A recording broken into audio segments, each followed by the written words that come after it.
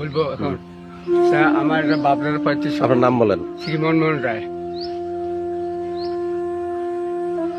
আমার বাপদার 35 সম্পত্তি।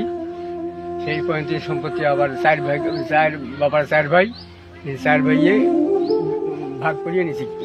নেওয়ার পর আমার 2 কাকা জমি বিক্রি করে, তাদের জমি আমরা 2 ভাইয়ের জমি কিনে নিই।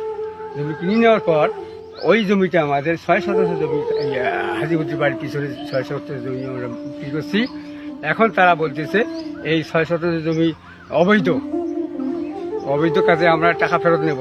আমরা টাকা ফেরত দিতে রাজি হচ্ছি, কিন্তু পক্ষান্তর কাজে হবে না এটা। তারপরে কি 20 লক্ষ টাকা দিল, 40 লক্ষ চায়, 30 লক্ষ চায়, সব টাকা চাচ্ছে। কিন্তু আমরা বলছি না, তোমরা জমি যদি অবৈধ হয় দেন।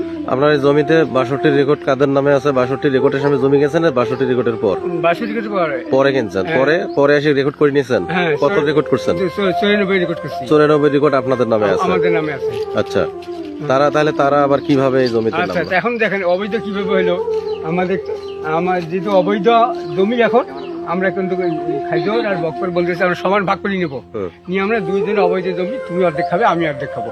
দেখেন এটা সম্পূর্ণ গাছে, এটা সম্পূর্ণ জমি কতগুলো? হ্যাঁ, জমি কতগুলো এখানে?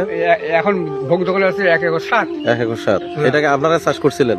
না, ওরাই জমি চাষ করছে, গাছ দিয়ে পানি দিয়ে সবই ওরাই করছে। রোয়া কোথায় গেল? রোয়ানে উঠে ফেলে দিচ্ছে। ওরাই ফেলে দিছে? ওরাই ফেলে দিচ্ছে। আচ্ছা, 4 জনে। রোয়া উকরি ফেলে দিল কেন তা জানি না। এখন দেখছি যে এটা অবৈধ।